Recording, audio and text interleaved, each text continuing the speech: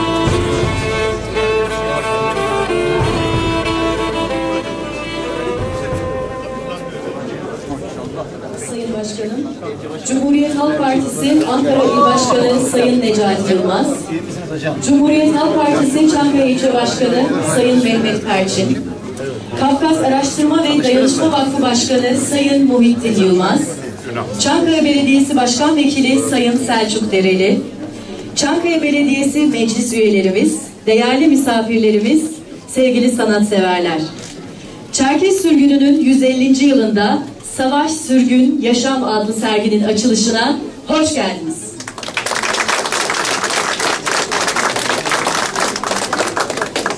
Bu sergiyle birlikte aynı zamanda Çankaya Belediyesi galerimiz olan Galeri Uray'ın da açılışını gerçekleştirmiş bulunuyoruz. Açılış konuşmasını da yapmak üzere Kafkas Araştırma Kültür ve Dayanışma Vakfı Başkanı Sayın Muhittin Ünal'ı kürsüye davet ediyoruz.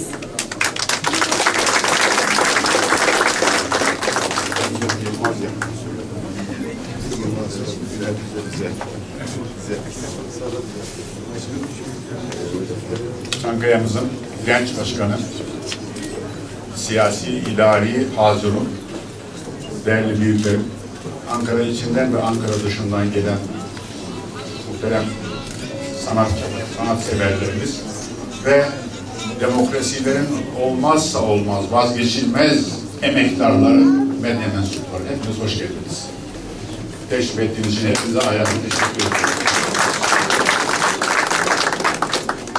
Bu yıl 2014 yılı Çerkeslerin ana vatanlarından sürülüşlerinin 150. yılı. 21 Mayıs 1864'te 300 yıl, aralarla da olsa 300 yıl üstün güçlere karşı, Rus çarlık güçlerine karşı direnmelerine rağmen sadece ve sadece vatanlarını savunmak, özgürce yaşamaktan başka isteği olmayan, hiçbir halkın toprağında gözü olmayan bir halkın 1 milyon insanını feda etme pahasına sürdürdüğü savaş sonucunda mağlup olmuşlar. Mağlubiyet kesinleşince de kendilerine tanınan bir aylık süre içerisinde ülkelerini terke mecbur kılmışlardır. 1864'ün olumsuz koşullarında, Osmanlı'nın da koşulları olumsuz, dünya koşulları olumsuz, o olumsuz koşullarda yollara çıkarılan insanların 500.000'den fazla insanımız Karadeniz'de Martinson'un tabiriyle yüzen mezarlarla, savaş artığı yüzen mezarlarla, takalarla yola çıkan o insanların çoğu batmış, denize, Karadeniz'de, Karadeniz onlara mezar olmuştur. Daha sonra bulaşıcı hastalıklar ve Osmanlı'nın o günün imkanlarında hazırlıklı olmayışı, yeteri seviyede hazırlıklı olmayışı nedeniyle iskan yerlerine ulaşamamasından dolayı 500.000 insanımızı kaybettik. 10 milyon olan Osmanlı'ya o tarihte 1864'te 1 milyon insan kattı. Kafkasya'dan 1 milyon insan geldi ve Osmanlı'nın nüfusunu 11 milyon yaptı. Yani %9'luk bir oran. Bugün de hiçbir koşulda %6,5, %7'den az değiliz. Ama bazı yazarlar, araştırıcılar, anketörler, anket firmaları ne yazık ki bunu 200.000, 300.000'e indirebiliyorlar. Ancak bu olsa maksatlı olur. Böyle bir şey olamaz. 99 seçimleri öncesinde Kafter olarak biz İzmir ilinde köylere kadar, mahallelere kadar, evlere kadar girmiş bir anket çalışması yapmıştık. Sadece Türkiye'de Çerkeslerin en az olduğu İzmir'de bile 200.000'i aşan insanımız var. Bırakın geri kalan yerleri. Dolayısıyla buna özellikle vurgu yapmak istedim. Çünkü bu ülkenin insanıyız, bu ülkede yaşıyoruz ve bugün nüfusumuz da hiçbir koşulda 4,5-5 milyonun altında değildir. Sürgünün 150. yılını genç kuşaklarımıza anlatmak, içinde yaşadığımız topluma anlatmak, toplumların kavramasını sağlamak maksadıyla vakıf olarak bu yıl 3 aktivite düzenledik. Bir tanesi uluslararası araştırmacıların, genellikle genç akademisyenlerin katılacağı makalelerde Çerkeslerin sosyokültürel değerleri konulu makaleler yarışması, ödüllü, paralı. İkincisi, bugün açılışını yapmakta olduğumuz resim sergimiz yine uluslararası katılımlıdır. Üçüncüsü de hepinizi davet ediyorum.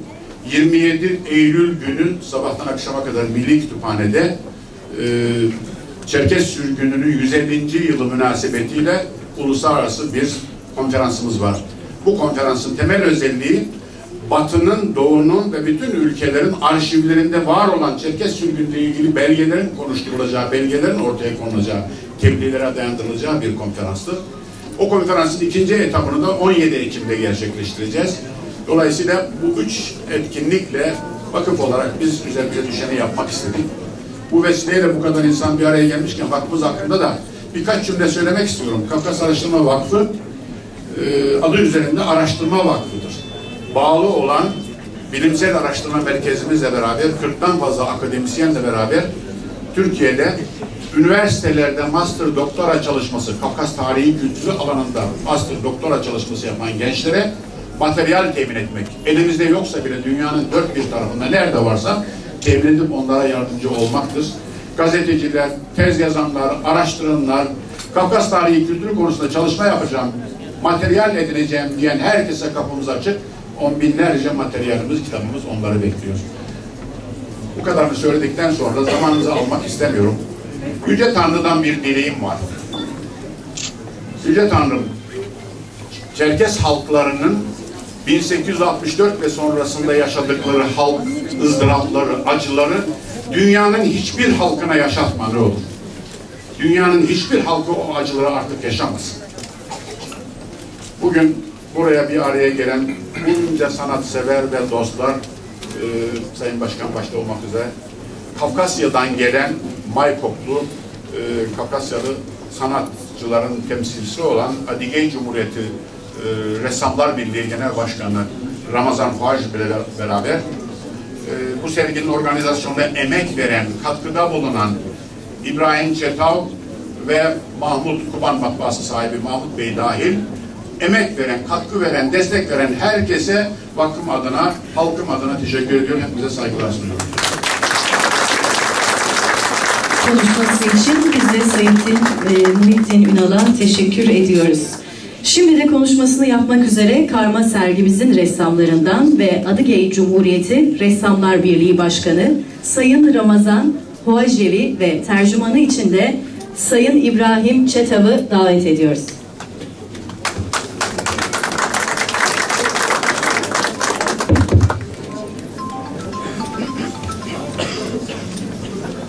Шима важности хажхарки бошхарки хача сарфаха. Сигуа поса там шосех на не попала талану трансфервала дигею Русия трзавита. Дижат хопчха хого. Бабон завче это шараша номера хогал там джава директор хутар из отички из его суратышо республики Шимарском я ажахар миняпа адалатаван ташачим. Hepinize hoş geldiniz diyorum. Bugün 150. yılını idrak etmekte olduğumuz Kafkasya Savaşları'nın sona erişen 150. yıl nedeniyle Adıgey Cumhuriyeti ve Rusya Federasyonu'nda yaşayan ressamların yapmış oldukları resimleri sizlere sunmak üzere hazırladığımız sergiyi buraya getirmiş bulunuyoruz. Kasımot ve yok Adıgey Respublikam, Kabartay Baytar Respublikam, Karaçay-Şerces Respublikam, ana suratı ve ası iskam ya aşağır kadlaşavan da seçiyor. Bu sergiye Adıgey, Kabardey-Balkar ve Karaçay-Şerces Cumhuriyetlerinin en usta ressamlarının eserlerini getirmiş bulunuyoruz. Şaşırtı guaftim paohoti uzağo kadajıhoru Чеченкар, Башкаркар, Карачайкар. Аш намечом işip savut ise pahadıgıho kadajet zvahar gibuşkoho. Bu sergiye Karaçay, Balkar, Çeçen gibi diğer halklardan ve Türkiye'li Çerkes sanatçıların da katılmış olmasından büyük mutluluk duyuyoruz. Tiguhaşkar buhaşloqanış tağaştın mfada pagoçtim amım fada galeriyede uhatım oğatağı hamatuz amçı içkam Kıtpamağacı yüzmük tamento neprezakashağım ziahal kazım takar muhammad. Böylesine güzel bir sergiyi açma imkanı bulamazdık. Böyle güzel galeriler olmasa, bu galerileri bize tahsis eden değerli yöneticiler olmasaydı. Onlara teşekkür ediyoruz. Zecehami kulturum feşağım, tepkim huşaka şağım ayağıpsa yasao, ebzağı yasao tıkavaşağımın yapamadım. Hepinizi saygıyla selamlıyorum. Hepinize hoş geldiniz.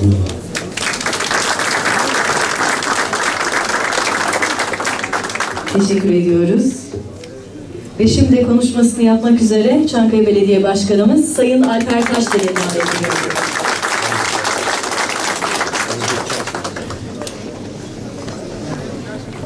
Değerli dostlar, ben de öncelikle hepinizi saygı ve sevgiyle selamlıyorum. Hoş geldiniz diyorum. Konuşmamın hemen başında Adıge Cumhuriyeti'nden, Markov'dan gelen sanatçı dostlarımıza, misafirlerimize de ayrıca hoş geldin demek istiyorum. Kafkas Araştırma Kültür ve Dayanışma Vakfı'na bu sergi için belediyem adına teşekkürlerimi sunuyorum. Emeği geçen bütün dostlara teşekkürlerimi iletiyorum. Tabii Anadolu coğrafyası acıların ve sevinçlerin birlikte harman olduğu bir coğrafya. Ve Anadolu coğrafyasındaki acılar kolay unutulur, acılar değil. Çünkü Anadolu 1864'te Kafkaslardan, Balkan Savaşları dönemlerinde ve devamında bir Dünya Savaşı, Kurtuluş Savaşı'na kadar Balkanlardan göç almış. Hem Kafkaslardan hem Balkanlardan gelen insanlarımız acılardan gelerek Anadolu'ya adeta bir güvenli liman olarak sığınmış. Bunların içinde elbette 1864 büyük bir insanlık dramı. Çünkü katliamdan kaçan Kafkasya halkları, Çerkesler Osmanlı'ya gelirken çok büyük dramlar, çok büyük acılar yaşayarak Anadolu'ya sığınmışlar. 1864 bu. Ve geldiklerinde, Anadolu'ya geldiklerinde o acıları damıtarak yüreklerine işlemişler ve biz bugün 150. yılını anıyoruz. Ve o acılardan eksilen hiçbir şey yok. Ve baktığınız zaman değerli dostlar, Osmanlı'nın o dönem Kafkas halklarını Anadolu'ya Samsun'dan Sivas üzerinden Hatay'a, Ürdün'e inen bir hat üzerine sağlı sollu bir yerleşim politikası, ikinci hattı bugün Düzce'den, Sakarya'dan Balıkesir'e alta ikinci bir hat ve üçüncü bir yerleşim olarak da payitaht İstanbul'a görüyorsunuz. Bunu neden yaptığını baktığınızda doğudan gelebilecek tehlikeye karşı aslında iki tane set var. Yani Kafkas halklarına o kadar güvenilmiş ki bir yerde kendi güvenliğini yerleşim noktasında da ona emanet edilmiş. Bunu çok net olarak görüyoruz. Değerli dostlar, acının, gözyaşının ırkı olmaz. Acı ortaktır. Acı hangi ırk, hangi etnik köken, halk, kim o acıyı yaşarsa yaşasın, o insanlığın ortak acısıdır. Ve bizi biz yapan da işte o acıları ortaklaştırmamızdır. Nasıl ki sevginin de ırkı olmaz, acının da ırkı yok. Çünkü bunlar insanlığın değerleri. Sevginin, aşkın ırkı olmaz, kökeni olmaz. Benim eşim de bu sürgünden gelen bir ailenin evladı. Onun için biz bu topraklarda acıyı ortaklaştırdık. Sevgiyi ortaklaştırdık. Ve bu topraklar bu acılardan gelerek, damıtarak bir büyük sevinci de el birliğiyle omuz omuza bu acı çeken halklar Anadolu'da el birliğiyle büyük bir sevinci hayata geçirdiler. Onun tarihi de 1923. Cumhuriyet. Ve bugün aynı insanlar acıda nasıl beraberse ümit ediyorum ki sevinci de, yani demokrasinin, özgürlüğün egemen olduğu, hiç kimsenin inancından, kökeninden dolayı ötekileştirilmediği, ayrıştırılmadığı özgür bir Türkiye'ye ümit ediyorum hepimiz kavuşuruz. Çünkü her şeyin ötesinde esas bizi ortak yapan biz insanız. Ve insan olmamız aslında hem var olmak için hem birbirimizi sevmek için, birlikte olmak için yeterli diye düşünüyorum. Bu sergi için tekrar emeği geçen herkese teşekkür ediyorum. Sizleri de saygı ve sevgiyle selamlıyorum.